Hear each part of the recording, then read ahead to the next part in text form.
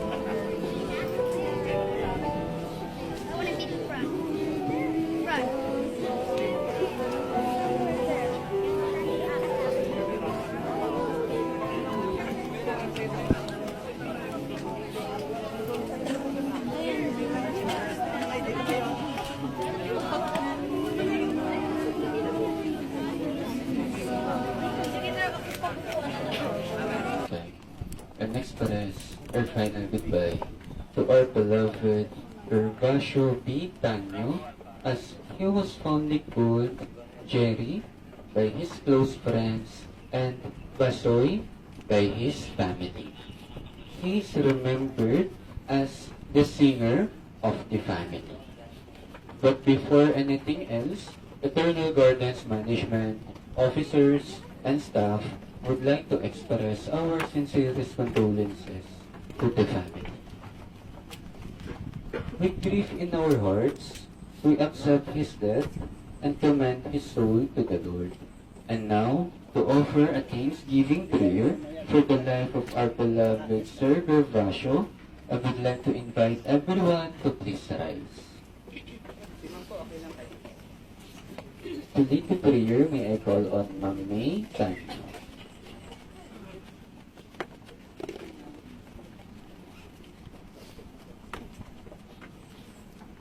In the name of the Father, and of the Son, and of the Holy Spirit.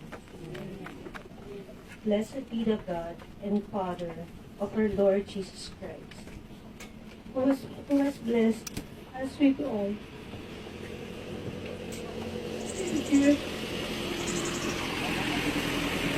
Of his heavenly life, and has given to Tatay Basoy his span of years and years of character. God our Father, we thank you now for all his life, for every memory of love and joy, for every good deed done by him, and every sorrow shared with us. We thank you for his life and for his death. We thank you for the rest in Christ he now enjoys. We thank you for giving him to us. We thank you for the glory we shall share together. Hear our prayers through Jesus Christ, our Lord. Amen. Let us all be seated.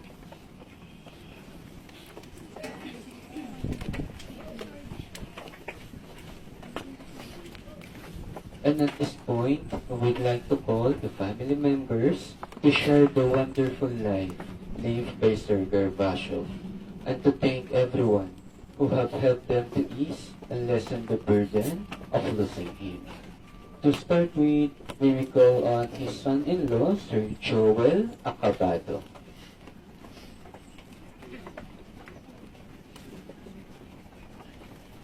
Ayan, ito na naman ako sana. Nasa pa ako. Ang hirap kasi sa community. Actually, hanggang ngayong moment na ito, hindi ako nagsulat. Hindi ako nag-prepare. Pero kailangan ba? Isip ko, kailangan ba? Paano nga sisimulan yung eulogy kay tatay, no? Siguro, start na ako nung once upon a time, in a far in San Paulo, there was this guy, poor boy named Joel. Yun. Tapos, he traveled, no, to Santa Rosa to find a lovely lady called Journey. Minanong mo yun, wife ko, Gervasio and Minka. Sa parang combination. So, I found the love of my life through nanay and tatay, no? And probably my destiny, no? Thank you, tatay, no? There's a lot of earlier talks about Abogasya, no? And eventually, Gigi ended up with an Acabado, which sounds like abogado. Pinapatawa ko lang kayo kasi masayahin ko eh. Si tatay, no? Napaka-joker. Narinig ko rin sa inyo kanina yan, no? Just, pero close enough, no? Konti na lang, abogado na, Acabado, wrong spelling, wrong nga lang. No? Anyway, sobrang saya kasama ni tatay, di ba? Sobrang ganda ng humor niya. Other than that, ginawa ko siyang inspiration sa tatay. Nililigawan ko pa lang si G. Lagi niyang pinapakita na ang daming love letter ni tatay. Gaya din ako, binanatan ko din ang love letter si G nung nililigawan ko pa lang. Mga pictures na merong dedication, ginagawa ko yun Actually, even nasa airport ako last 2 months ago yata, nagsulat pa ako ng postcard sa kanila. Yun nga lang, nauna akong dumating. Bago dumating yung postcard, nakabalik na ako ng bahay, hindi pa dumarating yung postcard. Anyway, isa yun sa natutunan ko kay tatay, yung communication is very important. Yung sincerity in small ways, maganda yun. Dapat ipakita mo sa mahal mo sa buhay. At ginagawa ko yun kasi nakita ko sa kanya yun. No? Yung pagiging joker niya yun. Obvious naman, di ba? And then isa pa, yung yun nga, pag tinignan ko yung cellphone ko, no? Ano ba yung last message si tatay sa akin, no? Actually, lahat ng message, puro pangangamusta no? Nagkaroon ng kaguluhan doon sa trabaho ko, kinamusta niya, hindi ko alam, may kaguluhan pala, no? Tapos may lindol, kinamusta niya ako, birthday ko, kinamusta niya ako, Father's Day, nauuna yan nauuna siya. Tapos yung mga, natanong si Tuto kasi totoo naman bago pa lang sila mag-birthday, meron ka ng birthday card no? Pinapakita yun sa akin ni Gino noon, ginagaya ko yun, no?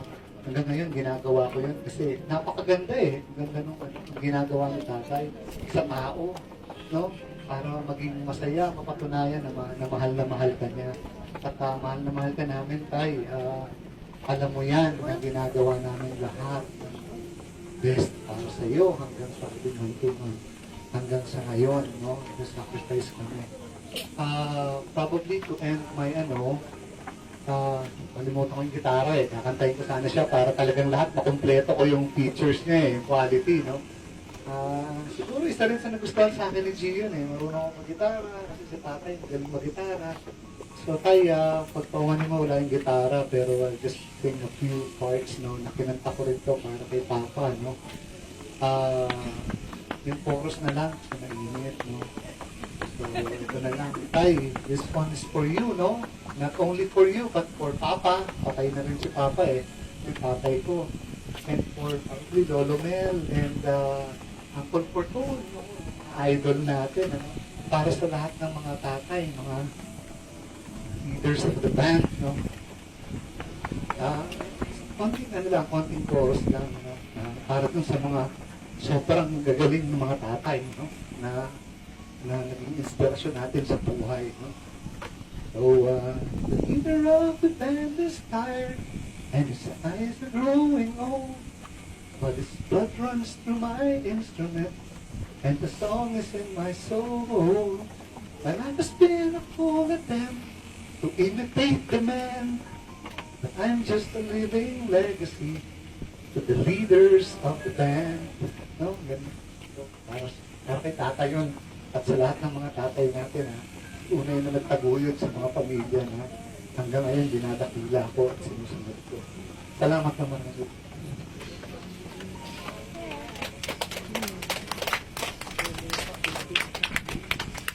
And next naman po, we call on Ma'am Sara Cabado.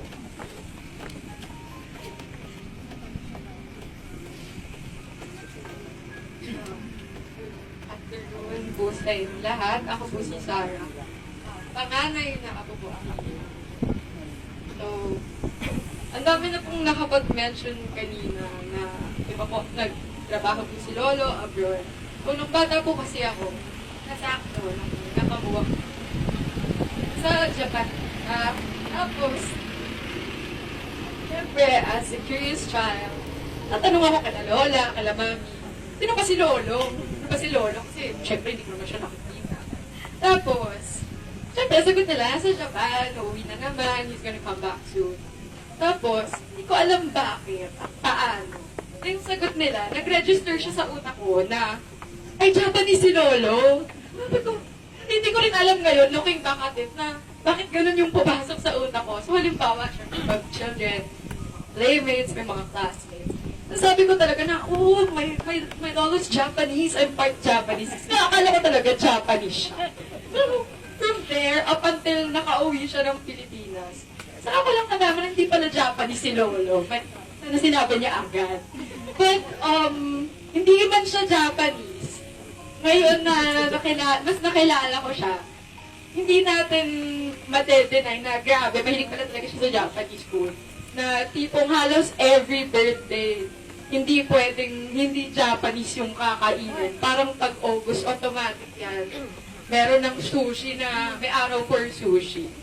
But, as I get to know him better, katulad din ng mga sinasabi ng mga nagsalita kanina, ni Daddy, parang sobrang kasi, distinct talaga yung traits ni Lolo na he's very thoughtful at saka mapagmalasahan siya. Na, kasi, syempre may mga cellphone na ngayon, no? Syempre si Lolo may cellphone din, hindi naman pwedeng lock ng cellphone. So, palagi yung nagte-text, palaging nangangamusta. Tapos, ito yung palagi ko napapansin sa kanya na never yan nakamiss. Kasi syempre, ako nag-aaral na ako sa Manila. Alam niyo naman ang drainage system sa Manila, napakaganda. So, palagi kami binabaha doon. So, the moment na makita niya, siguro sa news na, ay, may bagyo, umulan. Matik yan, magte-text yan na, kamusta ako, baha ba dyan? Tapos, papaalala yan na, huwag ka na lumabas, kasi nga baha. Tapos, meron siyang parang palaging sinasabi sa lahat ng message niya, na parang, palagi yung, my God, test. Tapos, ito yung palagi niya sinasabi na, always pray. Ayan, kahit inilag, palagi niya kong remind na magdasal daw ako palagi. So, I think si Lola din yung isa sa mga reason kung bakit ako at a young age parang na-expose din sa pagsaserve. Hey Lord, ayun nga, through singing. And I think that's one of the greatest, one of the things that I am most grateful for that I have shared with Lola Jerry, having that much appreciation for music. And especially, hindi ko alam if alam nyo, pero I guess sa amin, dalawa na lang, our appreciation for the music of ABBA. Hindi ko naman kilala niyo yung ABBA na demographic. But, ayun, oo na, I remember in the few times na we celebrated at home, kasi nag-set up si Daddy minsan ng karaoke. Pag makikita ko na yung kanta na naka-cue, ABBA na, excited na ako, akala ko yung kakanta. Tapos, siya pala yung mga muna sa karaoke. Ayan. Tapos, I remember back in 2018, meron kasing run yung Mamma Mia the Musical here in Manila. And sabi ko kala mami, nood tayo, tapos isama natin siya kasi alam nga namin, yun yung gusto niya. Oh, hindi ko naman nag-enjoy siya kasi yung dulo nun, parang may, syempre dancing queen, parang may flashback. Tayo-tayo rin naman siya, sayaw-sayaw din siya. Siyempre, enjoy naman siya. And borrowing the words of Agnita, Bjorn, Benny, and Annie Fried, to end this eulogy. Sometimes I wish that I could freeze the picture. Sometimes I wish that I could freeze the picture to save us from the funny tricks of time. Slipping through my fingers all the time, I try to capture every minute, the feeling in it. Slipping through my fingers all the time, slipping through my fingers all the time. Rest easy, Lord, miss you. Thank you po.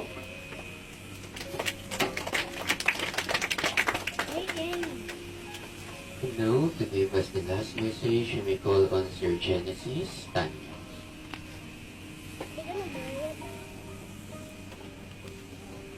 Good afternoon po sa inyo. Ako yung paboritong bunso si tatay. Si bunso, dalawa lang po kami. Actually, nung sinabi na magsasalita, I was thinking of the memories. Lumaki po ako and most of the major event sa buhay ko, siguro sa buhay na rin namin magkapatid, birthdays, or lahat na major, unfortunately wala yung tatay namin because he's an OFW. So birthdays, graduations, even my wedding,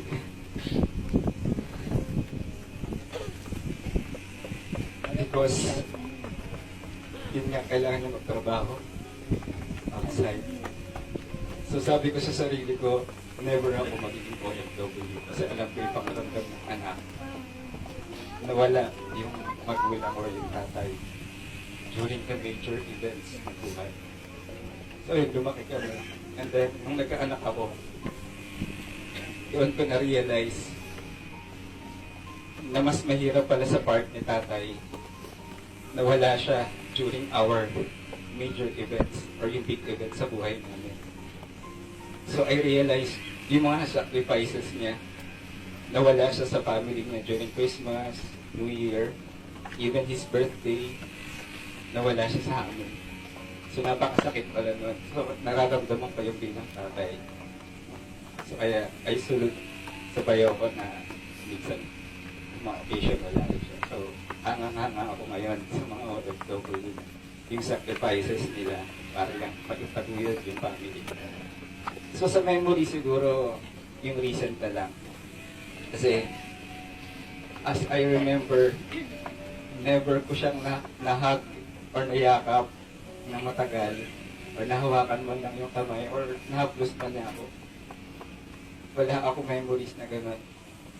But, the last few days niya, yun yung time na gusto niya talaga akong ihag. Tapos, ang routine namin sa ICU, ipapress ko yung kamay niya, ipapress niya rin yung kamay ko, tapos ayaw niya pakawalan. Tapos thumbs up na kasi may tube siya so hindi siya makapagsalita. So, parang, alam niyo yun, tumanda na akong ganito, pero doon ko naramdaman yung loneliness sa tatay na mahawakan and mahag siya. So I think binigay na rin ni Lord na bigyan kami ng pagkakataon na at least one-on-one na ako bilang son and as a father na magkaroon kami ng moment. Kasi hindi nangyari yun nung kabataan ko. And siguro inalaw na rin ni Lord. So ngayon naging mas close kami ng kapatid ko. So yung relievo namin sa ICU, every 24 hours palitan kami. So na-appreciate siguro gusto na kasi ni tatay nung time nagpapaalam na siya. Pero yun nga, nilalaban namin siya. And I think ito yung reason. He wants us to be together din. So napakadaming nangyari ng mga oras na yun. And I am with him during his last few hours dun sa ICU. So siguro yun yung the most and precious moment na maalala ko hanggang nabubuhay ako. So actually, never kong sinabi sa kanya na I love you. So nung 8 o'clock AM na yon, before ko siya yung last hour na nakita ko siya buhay, so I told him, I love you, tay. Pahinga ka muna, kakain lang ako, sabi kong gano'n. Kaya lang, pagdating ng 10:30, the doctor said, they are reviving that tatay. So at least sa akin, I have the chance to say I love you to tatay. Yeah, siguro, a message to all of us. While your parents or your father is alive, tell them you love them and make them feel that you love them.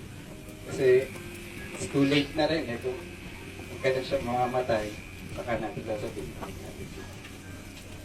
So yun lang pa, tay, please guide us, lalong-lalo na si nanay. You are our angel now, sabi nga nila. So, we love you, tay. Thank you.